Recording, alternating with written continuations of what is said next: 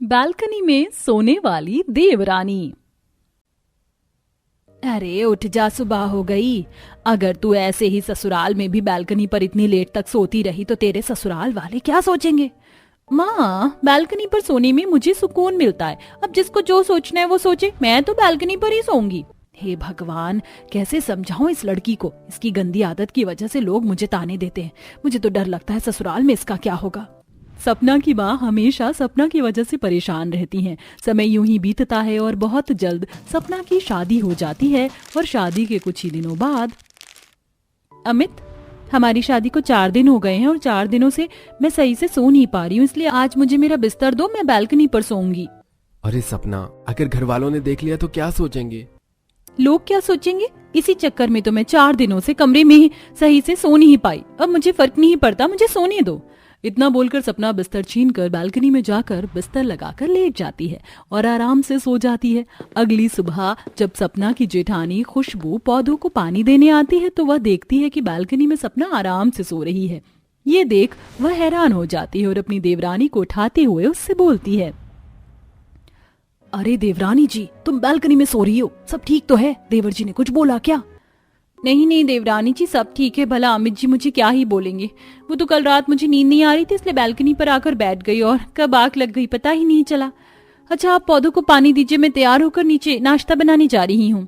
सपना बहाने बनाकर नीचे चली जाती है, पर ये सब देख खुशबू भागते हुए अपनी सास के पास जाती है और अपनी सास के कान भरना शुरू कर देती है।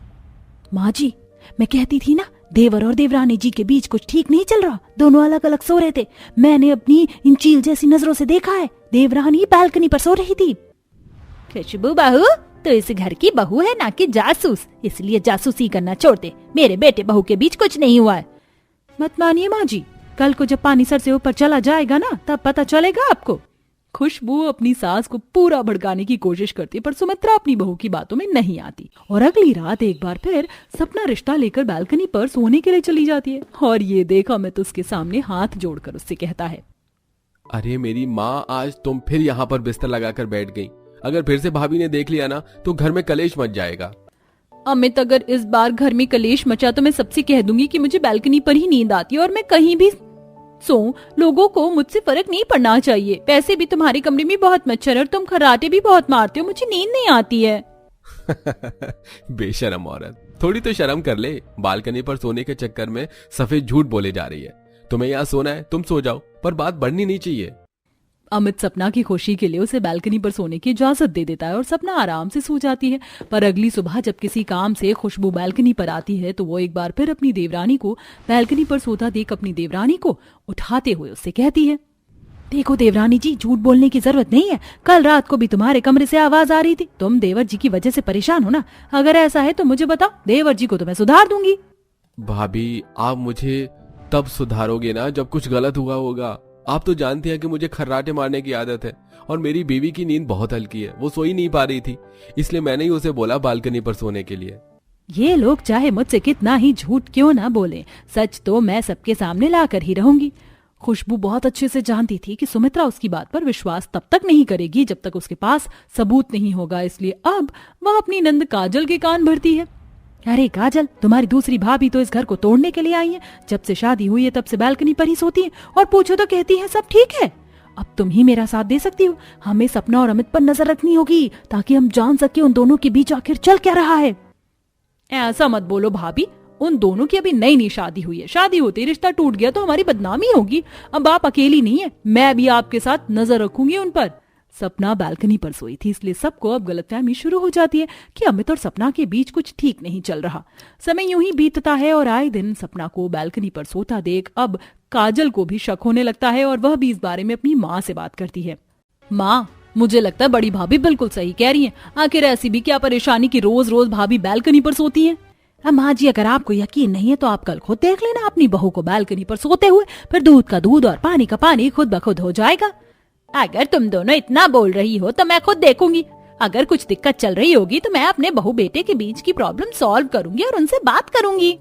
आखिर सुमित्रा खुशबू और काजल की बातों में आ ही जाती है और अगली सुबह खुद जल्दी उठकर बालकनी पर आती है, पर इस बार उसे बालकनी पर कोई नजर नहीं आता और ये देख सुमित्रा अपनी बड़ी बहू और बेटी के कान खींचते हुए उनसे कहती है, घर की शांति तुम दोनों को अच्छी नहीं लग रही जब मेरे कान भर रही थी। सब कुछ ठीक तो है मेरे बहू बेटे के बीच। क्या हुआ माँ जी, अब जेठानी जी और नंद जी के कान क्यों खींच रही हैं? आखिर अब कौन सी गलती कर दी इन दोनों ने? बहू अब गलती करेंगी ये दोनों तो सजा तो मिलेगी ही ना इन्हें। इन लोगों ने हद कर दी। खैर अब मुझे समझ आ चुका है कि सब कुछ ठीक है, पर फिर भी मैं तुम्हें समझा देती हूँ। शादी के बाद पति पत्नी का रिश्ता बहुत कमजोर होता है। अगर कुछ भी अनबन हो तो आपस में सुलझा लेना, पर मन मुटाव लेकर मत सोना। और तुम दोनों यहाँ से चलो, घर के कामों में लगो।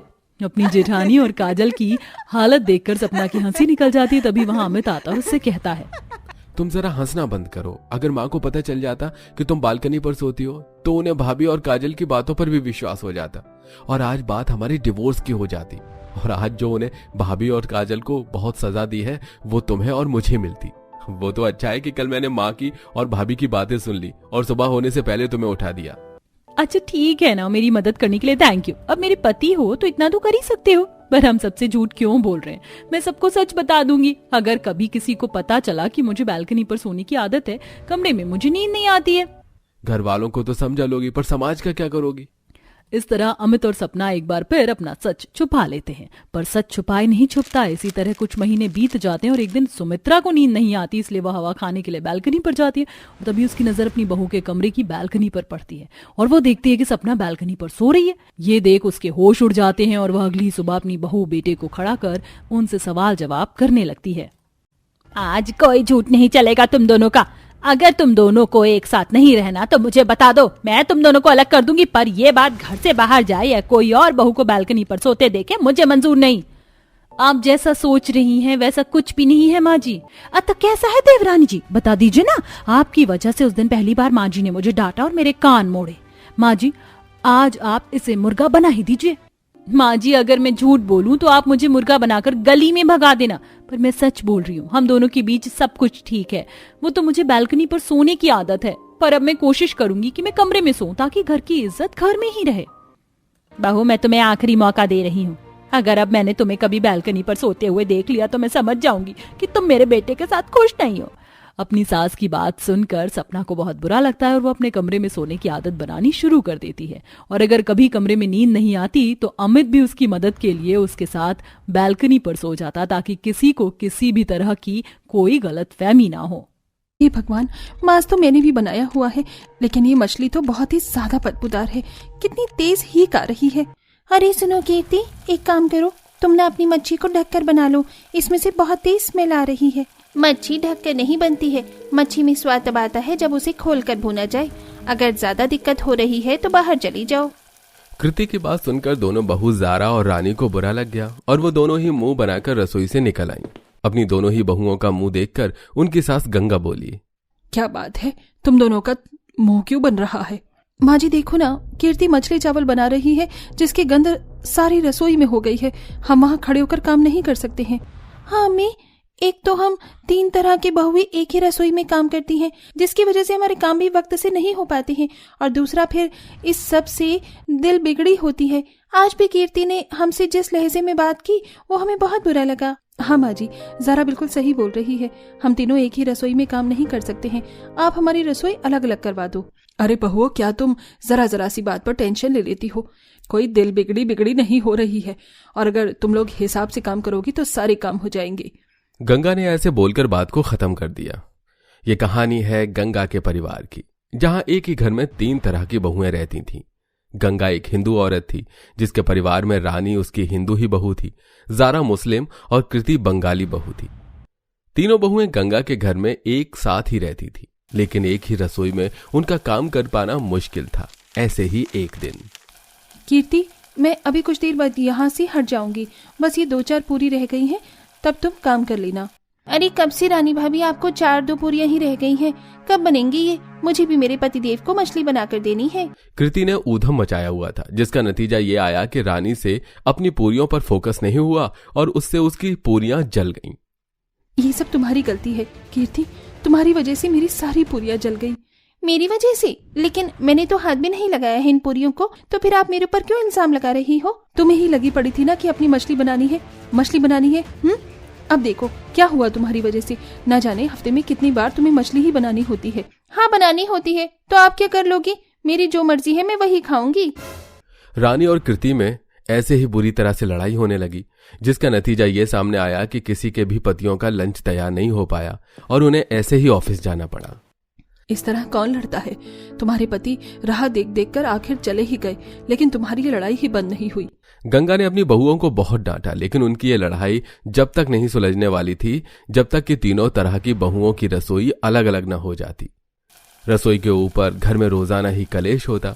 ऐसे ही आज थप्पड़ मारूंगी ओ साला, थप्पड़ मारूंगी, थप थप थप थप थप्पड़ मारूंगी। अगर आज मुझसे किसी ने भी ये स्नैक्स शेयर करने को बोला तो मैं उसे थप्पड़ ही मारूंगी।